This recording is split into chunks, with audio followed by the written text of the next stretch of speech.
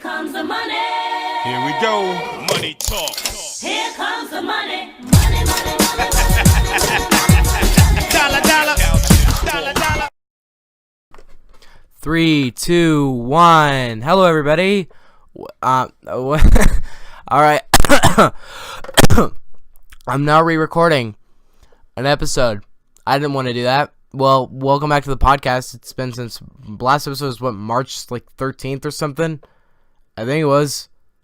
Yeah, it was March 13th. It's been since March 13th since I've actually decided to freaking record a podcast. But I'm back today, and I'm actually going to record an episode of today's podcast. And it would hurt me that I have to record this literally twice because for some reason my computer glitched and it deleted the first copy. So I have to record it twice. But, you know, I enjoy this podcast, so I'm just going to record it in, multiple things. I'll record, the first, 10 minutes of it or so. And then I'll record, the next, 10 minutes of it. If you see what I'm going to do here, I'm going to try and alternate. So I'm going to record every single section, I guess, in different parts. So I don't exactly know what the runtime of this episode will be until I'm actually done recording it. So yeah, today we're going to be talking about the Terminator Dark Fate trailer. I think we're just going to talk about Terminator Dark Fate. We'll talk about Star Wars 2022. We'll talk about Critics, the newest Dark Star Studios movie. And then we'll talk about the Hot Fuzz, this week's movie. So yeah, let's jump right in. Okay.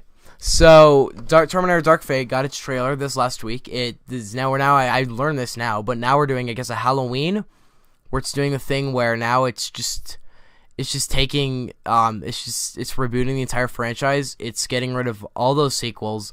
It's just now Terminator 3, or it's now not Rise of the Machines. No, it's basically Terminator 3. It's a third installment in the Terminator franchise, because nobody cares anymore. Who cares? Terminator is such a dead franchise now. It's one of those franchises that I'm sitting here and I'm just thinking, nobody needs to see another Terminator movie.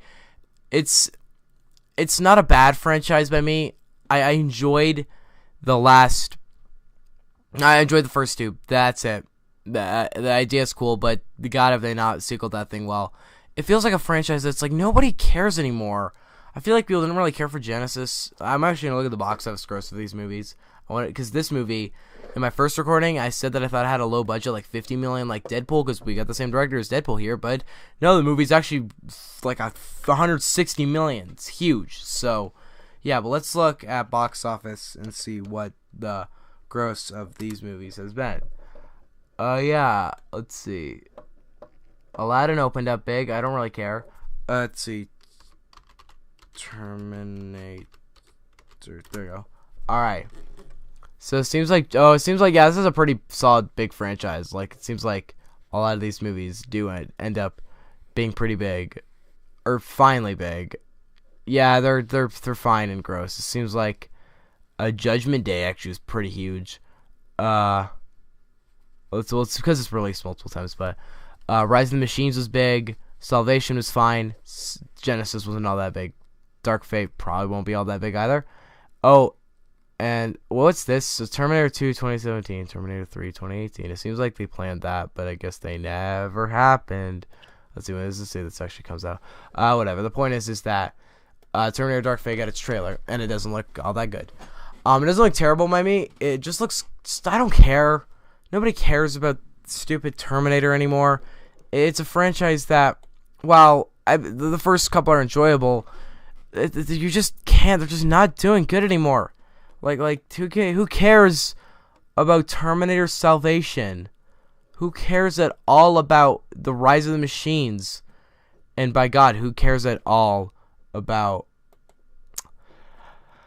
Genesis? Wow, that's actually... Why did the box office go for Genesis? Ouch.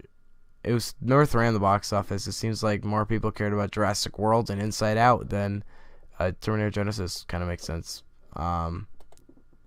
Nobody cared about it its third week. More people wanted to see freaking Minions. Yeah, that movie didn't do very well. Minions did great. The Terminator didn't do very good. And I don't care.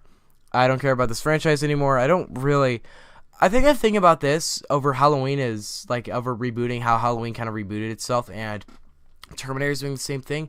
I think the problem with Terminator doing it is that Halloween, when it did it, it's rebooting 8 ridiculous sequels. This is rebooting 3 just lame, badly written sequels that are not like the level of bad. Like, they're bad movies, but not the level of Halloween bad.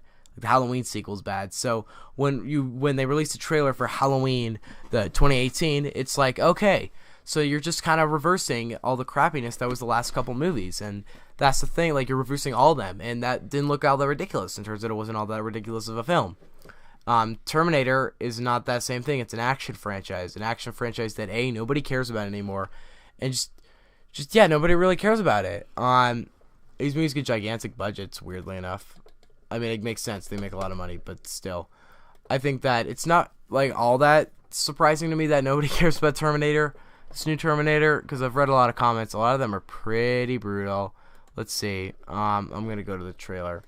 There have been a lot of cool trailers actually recently, like, the Batwoman trailer, which sucked, actually. That was a bad trailer. I'm not going to be ironic. It had a great trailer, though. That was a good trailer. Spider-Man had itself a good trailer. Yeah, Dark Fate. Let's read some of the comments. And, I'm just going to watch through this entire trailer. And let's see. So, first off, the first thing we see is this highway scene, which looks cool, interesting to me. I don't know exactly what to think. I guess it's the same premise again of the good guys having to protect this girl, and there's a Terminator hunting them, trying to kill the girl, or trying to kill them and stop them from saving the girl. But yeah, there's this one weird shopping whatever dude, like this normal guy. He's just driving the truck. He's actually a Terminator. She throws a bar at the guy, and I guess he can duplicate now. I guess Terminators can do that. That doesn't really make sense. How far does this duplication thing go? Like, so now he's out, and he's his own Terminator, and the skeleton stays in the car. And he does this horribly CGI jump from his $160 million movie. I don't know, that jump looked bad to me. So, like, how much can the Terminators duplicate? Like, we have one Terminator here who's a skeleton, so he can't duplicate anymore. But can the guy duplicate again and make another Terminator? And then Sarah Connor comes out with sunglasses and a machine gun. She awkwardly pulls out this rocket launcher, blows up the Terminator, I guess. It's very awkward and weird, and I guess Sarah Connor's alive, so that really indicates that they're rebooting this franchise with very bland characters. James Cameron's on it. I forgot that he's on it. That's alright to me. The music's cool in the trailer, though. I like this music. Interesting enough. So I guess they're doing the thing again where she's like part Terminator. I guess that thing's already done before. Is this just a movie of just old ideas of it? The director of Deadpool, that's fine with me. But is this just a movie about the old ideas of Terminator, just taking all the past things of Terminator and making a movie out of it? And honestly, why is it a big reveal that Arnold's in this movie? Like he's A, not picking good roles anymore. He's not a big actor anymore. B, he was in Genesis. So who cares anymore? It's not a big reveal at all that he's in Dark Fate. He'll be in Dark Fate anyway because he wants a hit. He just needs a hit. Last one he's been in apparently has been True Lies. Seriously? The last hit was True Lies. This plane scene will be interesting, but maybe it'll be cool. Maybe that plane scene will be alright. But yep, they're doing the same thing where it's like, you gotta protect the girl or else the girl will die. But I would have seen this premise a million times. This scene in the factory was actually pretty cool. It's a brutal hit right there in his face, but he regenerates because Terminators are not scary anymore. Seriously, what the heck? Terminators are just so unthreatening at this point because there's so many movies about them. Like the Terminator, like the original Terminator, it actually is really, like, the whole movie's about killing this Terminator. They spend so long doing it. It's a really hard process, and I really like that about that movie. The Terminator's threatening and scary. And here, what the frig is the Terminator? He's so lame. He's like Paul from the shop. I don't know. He's just this normal guy who's actually a Terminator, and he's not scary at all. So yeah, I don't know who decided to do that. This movie could be terrible. This movie could be great. I don't think it will be great, but who knows? Maybe it'll actually end up being fine. I'll be lucky if it's even good, but maybe it'll be range from fine and just a forgettable, okay, nobody cares, to terrible. Probably going to be terrible. Probably nobody's going to care about it because nobody does care about it. This is a movie that, yeah, nobody really needs another Terminator movie. So yeah, this movie's probably not going to be all that good. Just being honest. Oh, but nobody really cares about Terminator, do they? Nah, they care about Star Wars, which is actually making more money than Terminator. Not that it's like costing like Terminator's costing a lot less money. Solo costed $275 million and grossed 392. Ouch. But now we're here, and Star Wars seemingly isn't as big as it used to be. And it's clear that this new Rise of Skywalker won't be nearly as big as Force Awakens, but it'll be probably bigger than Last Jedi. But after Rise of Skywalker, they decided to take a 3-year break, and they'll release their new trilogy from 2022 to 2026. And I got some opinions on this. First thing I want to say is, please don't be in the Skywalker timeline again. Like, go outside that. Go after Rise of Skywalker or before Phantom Menace. I prefer before Phantom Menace. Or you could explore this era. Because Star Wars, I think in my original recording of this, I worded Star Wars as it can go anywhere. Like, it's not held back by comic books like Marvel is or DC. It can go any direction it wants to. And why aren't they still? They haven't really taken a chance of that, and they haven't really. Like, honestly, I enjoy the new Star Wars movies fine, but God, have they not expanded on the world at all? Like, the prequels are trash, but they explore on the world, and it doesn't seem like Disney's interested in that anymore. It'd be cool to see more about some of these characters, or not just these characters, these worlds, the past of these worlds, the past of these things. Just like seeing the past of the Force would be cool. Going back before the Republic would be cool. The Old Republic is a premise that I think a lot of people think it'll be. I actually thought of making a Clone Wars movie would be cool. Like, making it like what's actually going on with the civilians in that era of Clone Wars. I guess you could say that there's probably some episode of the Clone Wars that describes that, because it's 6 seasons. But if you want to get technical, it's 5 seasons. But yeah, you could actually really expand on this world and look into the Clone Wars era. You can look into, like, see what's going down in that era. You could look between Return of the Jedi and Force Awakens. There's so much area to go with this franchise, and I think it'd be really cool if we could have a universe where it could work somewhat like a universe where it's like, oh yeah, there's the Star Wars, the original saga, the original Skywalker 9 movies. Then there's this other saga. Just be this massive collection of, like, so many movies, but it's not like Marvel where they kind of feel formulaic. It's like they're all different movies. There's different trilogies. There's different eras explored in the trilogies. Like, just, there's so much area you can go in this world. You could go millions of years in the future, hundreds of years in the future, hundreds of years back, millions of years back. You could go anywhere in this timeline because nothing's holding you back. So I think they should explore on that. I think this is Rian Johnson's trilogy. And I hope he kind of goes direction. I hope he takes balls and goes in some neat or kind of controversial directions. I want him to go look around this universe. Go explore Star Wars. This is not a franchise that is being held back right now. There's so many areas Star Wars could go in. Yeah, I think that. Where else could the franchise? What other areas can it go into? I think that it'd be cool if we went back to, I think that actually going to some other areas, like the prequels would be cool, and seeing what the civilian life is in, like, during Attack of the Clones, or between Phantom Menace and Attack of the Clones. I'm kind of recording this episode a bit late, but I think that that'd be cool to explore this era, explore this world. Star Wars there's nothing holding it back, so go with the flow. Just go do your own thing. There's no reason to be held back. Go do whatever you want. Star Wars is an unlimited area. Maybe it'll suck, maybe it'll rule, or maybe Disney will forget that the fact that Star Wars is infinite, and they'll continue following the same premise where it's not introducing anything and it's just doing movies exactly like Solo, where it's just, okay, that was fine. That was just an interesting, fun movie, and eventually it'll become boring and people won't like it. But I think Disney's kind of ashamed of Solo. So yeah. But I think Star Wars can go in many different directions, and I'm interested to see what direction Star Wars is going to, but we have a while to know what's actually going to happen. Right now, we got to finish the Skywalker saga with Rise of the Skywalker, which I am actually really, really, really excited for. Like, I'm more excited for this one than I was for Last Jedi. So, yeah. Yep. Alright, now I'm going to talk about the first of the 2 movies we're talking about today. And the first one is the newest movie by Dark Star Studios. I think I got that name right. Did I? Yep, I did. Dark Star Studios' new movie is called Critics.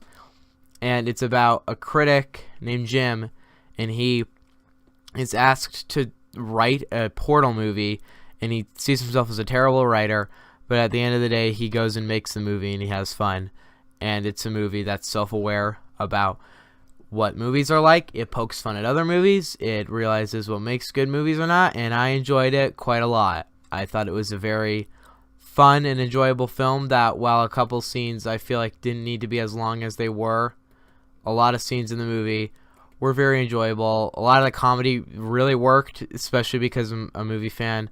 So a lot of the critics' jokes, like there's a joke where it's like he's like just a sad person most of the time. He's just this miserable kind of sad person, and almost that makes sense. Most of the critics I know aren't necessarily the most upbeat, positive people that are like, oh my gosh, life is so good. Like, they're not like that because they literally criticize for a living. But it's just, so I liked that. I like a lot of the jokes that poke fun at other movies. Weirdly enough, there's a joke that I personally didn't understand. Well, I kind of did. I understood it, but I have some things about it, which is the door, like he made at the beginning, it shows him at the theater, and I'm not sure if he watched the Dora trailer or just watched Dora, but the point is that the new Dora, Lost City of Gold, he watches that, and I guess this is now my nice time to actually plug in that, I don't know, couple-month-old trailer. I don't think the movie looks as bad as a Dora movie usually would. Like, a lot of people think, oh my god, it looks terrible, and I'm sitting here like, it doesn't look as bad as it could have been. I don't know. It's not gonna be good by any means, but it's probably not gonna be terrible. It's not gonna be terrible, probably. But I like that he poked fun at that. I like how it pokes fun at. It just pokes fun at a lot of the movie industry, and I found that very enjoyable. I found it enjoyable, kind of how it recognizes movies and such. And it's nice that this movie's actually made by a critic. Like, a lot of movies would do that. Like, they'd actually like try, like some companies would try and make a movie like this that's supposed to be like a critic movie poking fun at the movie industry and also just being a movie about making movies and criticizing movies, but they'd completely fail because they're not critics, except for this movie's made by someone who is a critic, so it actually understands what it's talking about. It never completely, it always knows what it's doing, and I appreciated that from it. And my Wi-Fi just went down, so right now as I'm talking, I'm playing the dinosaur jumping game, because that game is freaking amazing. Anyway, so, actually I'm going to close this. I'm not going to be able to talk with it. I think that most of the acting in the movie, considering that it isn't necessarily the most expensive movie ever, I don't know exactly what the budget was. There might have not been a budget. There might have been a very small budget, but it's obviously not the most, I don't know how to describe it. It's not necessarily high, gigantic budget movie. They do go to sets, sure, but it's not necessarily a movie I'd consider to say has a gigantic budget. So it does feel cheap most of the time. A couple times, there's one scene in particular where I think the music choice was really weird. I don't know why, but there's a scene in it where I need to search up what song it is. I think it was a Pink Floyd song, but I'm not sure. But it's playing some song, and it's doing this over a scene that really doesn't need much music. I don't know why, but it just kind of bugged me, and I couldn't really hear most of the dialogue in that scene. But that's my main that's my only criticism. Of course, I can't really criticize the movie for having not professional audio mixing, because by God, audio is the hardest part about making a movie, which is why I don't use like a boom mic for my movies. I film it all on a phone, which I recently bought an actually professional camera that I'm going to start filming movies on. But it seems like in this movie, I think it's obvious that it's using a camera, but not a necessarily, it's not using a camera, that they're not using boom mics or anything. And if you do actually use a boom mic, it has to be recorded separately. So you have to match up the dialogue with the same editing you do, which is something that I don't have to work with, because I just don't use boom mics. I just use the mic on my camera, which works fine, and it doesn't seem like my movies are incoherent because people actually have understood the plots of them. But audio mixing is a hard part of movies. Getting audio to work with it, like actually playing music over a scene, is something I have a lot of trouble with. Sometimes I have been able to do it, but you want to make the music not very loud, because the star of the scene should never be the music, unless it's some like party where there's not supposed to be dialogue. But if there's dialogue in a scene, turn the music, either if if you have music, make it quieter, make it like not very, make it quieter, and actually make the music not very big and intense. But if there's no dialogue in a scene, it doesn't matter what song you play. But the point is that a lot of the time, music is put into a movie, and it doesn't work at all. And I see this in a lot of unprofessional films where you just can't hear the dialogue because the music isn't all that professionally put in, I guess. But aside from that, I liked a lot of the humor. I think there's a part where he runs up to a building, or runs up to a movie theater, and he sees a bunch of, so it's supposed to take place like he actually goes and he writes the film, and it takes them, I think, a year or so to film. But when he's actually in the theater, he walks outside and he actually sees all these movies that are playing, and one of them is Endgame, but that would have been a year ago, and that started playing, and he just says, hey, it's been playing for a year. And I thought that was very clever, and I have a lot of, honestly, if I had made the movie, I would have completely ignored the fact that is even there, or I would have either just not shot anything there. But that's what I would have done, and I'm not a professional filmmaker, so there's that. But honestly, who cares what I would have done? What did the actual filmmaker do? Well, it's done. The comedy's good. Everything in this movie mostly works. I think it feels a lot more professional and honestly a bit more mature. It is more mature than the Man with the Red Eyes films. While those films are kind of just joyful and just kind of just entertaining as a whole, the thing about this movie is that it feels a lot more mature, and actually feels kind of intelligent, honestly. Like, it feels like it knows what it is.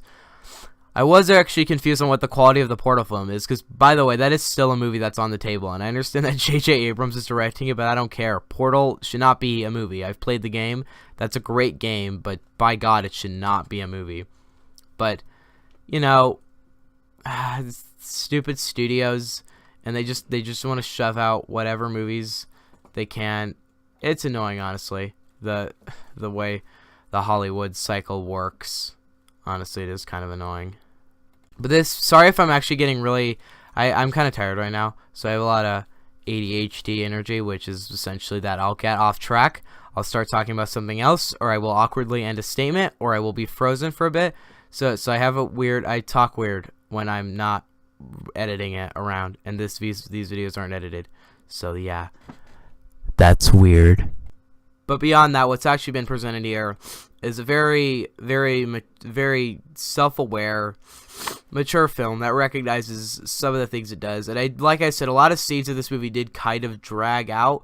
There's one scene where the camera's in some room and it's supposed to be moving around. And nice work on whoever the filmmaker. Nice work on actually putting. Hopefully, I think you put it on a rolling. I don't even know what to call those, but it's. You put the camera on something and it wheels around, so you can move the camera more smoothly instead of walking, where the camera would bump up and down, which is how I do it. But that was cool. But you can hear someone say, dude, move the camera. I am. And then they start moving the camera. I don't know. I just noticed that little thing. But that's not a problem, is it? No, it actually didn't affect my enjoyment of the movie at all. I just noticed that and I thought, filmmaking. And then I went back to paying attention to the film. Yeah, like I said, a couple scenes in this movie just felt kind of dragged out. There's a couple of the writing scenes in this film had a lot of the moments in them where it didn't exactly feel, almost felt kind of, some of them did feel kind of dragged out, but my main problem is a lot of them felt not almost authentic or real. It's not a problem with the movie if it doesn't feel too authentic, but my main problem with it was that I noticed that the one thing that's one thing I very much liked about the movie was that it's obvious that everybody's passionate in the movie. Like, all the actors feel very passionate. I try and do most of the work I possibly can in my movies because none of my friends actually really enjoy, they don't really enjoy for filming movies, or they're not big movie fans. I'm the only one of us that's a gigantic movie fan, but they enjoy acting. So I have to do all the work I can that I like, all the hard work I have to do, so they have the most, so I try and give them the most fun they have, and I get the good movie I want out of it. And that's something that it's nice to see a film like this movie. It's clear that all the actors actually kind of wanted to film, because a couple scenes in this movie, it's a conversation, and the camera angle stays in one position the entire time. And it actually does make it feel kind of like a real authentic conversation. If I were to film, let's say, the writing scenes, how I would have filmed those, I don't even know, I'd never make a movie like that, but how I would have filmed those is I would have changed camera perspectives. Like I'd make the camera go to one guy, the one person, then it goes to the next person, that goes to the next person, goes to the next person, so I can separate it out and get all the lines correctly. But it's nice to see a film that the camera angle stays in one spot and the conversation goes on. And it seems like people already memorize their lines, because none of the actors I do have to memorize their lines. They literally just have to read off a script. And yeah, I think my friends like doing that instead of actually having to, do all the hard stuff that I have to do. I don't have to actually memorize most of my lines, but the point is like all I'll do is I'll tell them, say this line, and I'll say it in the way I want them to say it, and then they'll say it, and it sometimes works and sometimes doesn't. With this movie, it felt like everybody had a say in it.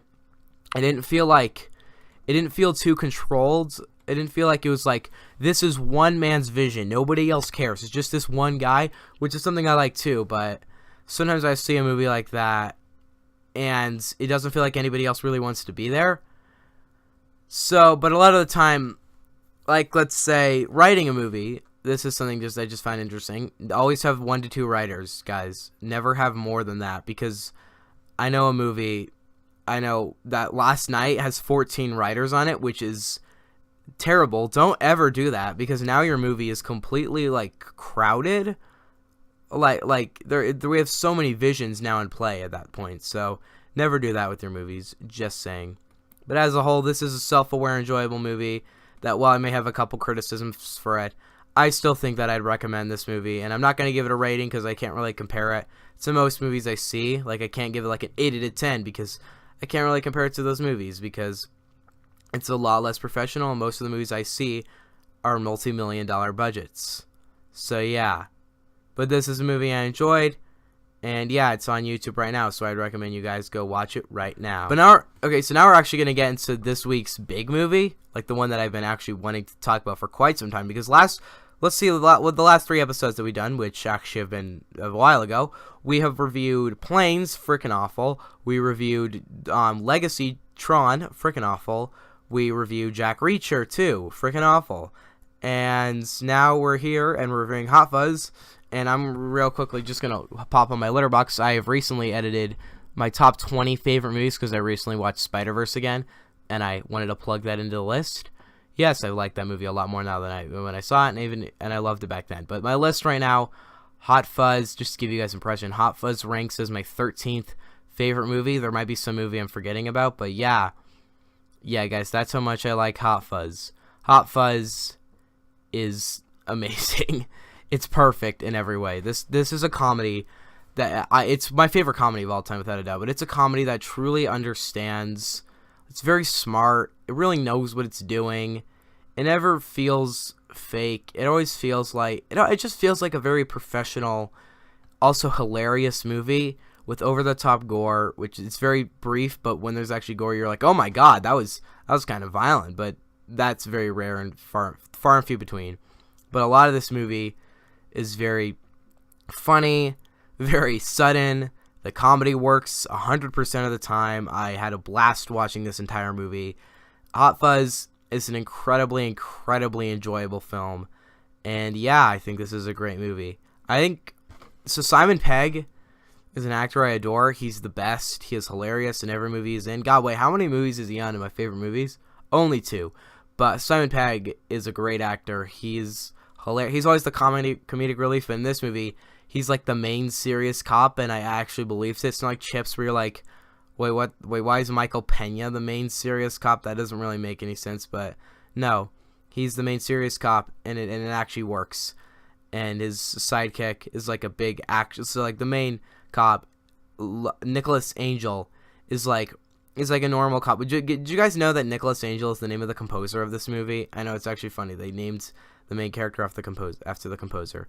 Watch Nostalgia Critic's What You Never Knew About Hot Fuzz, or he just does a video where it's like little things that you didn't notice in Hot Fuzz, which is actually hilarious. It's a great video. But I think that he plays like this Very serious cop. He's very taken seriously. He's like the best in the crew, but he gets assigned to go to the country, and then when he's there, they don't really take anything seriously, and when murder happens, they kind of have to hide it, and they're like, wait, no, murder happened. Oh, right, and they have to come up with these stupidest excuses as to why murder didn't occur, but it's funny how would they get out of every situation to say that murder didn't happen. But there's like these two cops that are super annoying, but every character is enjoyable. Like maybe some of them you dislike because they're jerks, but most of them I felt believable, and I very much enjoyed most of the characters in this movie. That is, most of them. I can't really think of actually a character I disliked. Actually, I liked all the characters, honestly. I thought they were all well written and funny. I think they all did what they were supposed to do.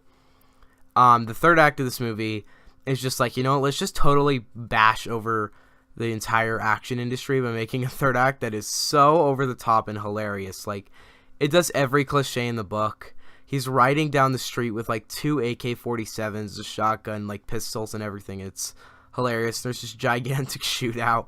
It's so hilarious and ridiculous. I loved it. There's a car chase in it.